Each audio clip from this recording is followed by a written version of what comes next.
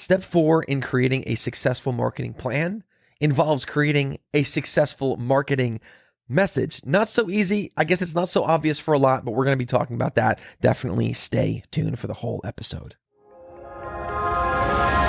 This is Don't Fear Grit with Rob Taormina. Marketing strategies and advertising technologies to help you build a better business.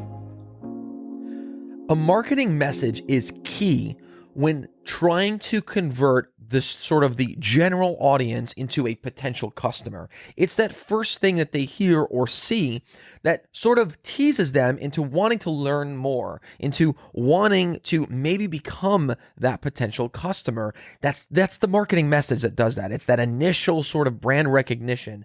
And it's up to you guys right now to create that sort of successful marketing message. You're going to want to create two.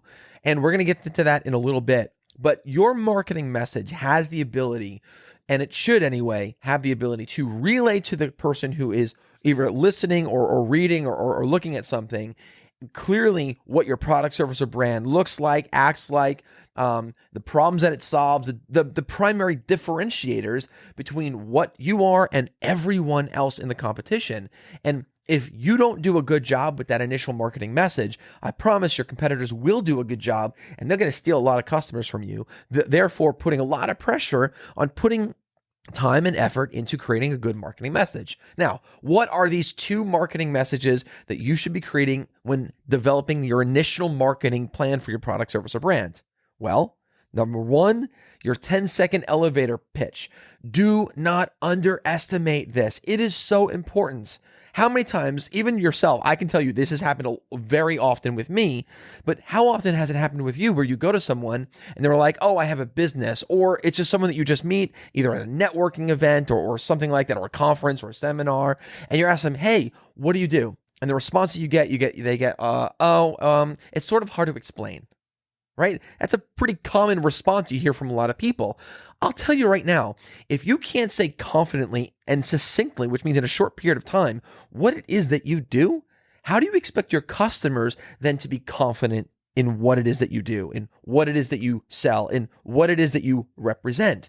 So you need to nail this down. And if it requires you to practice in front of a mirror, as silly as you might think as it is, this is going to be a matter of you putting food on the table, right? So if you want to be successful, then you need to be successful at your elevator pitch. And that means either writing it down quite often, committing it to memory, so you're not reciting it like it's a script, but you are sharing it like it's your passion and it's literally your life. Then you need to write it down often. You need to create different variations, and you need to practice by reading it out loud, even if it's recording yourself with your cell phone and listening it back and be like, oh, I can do better. Then put in that time.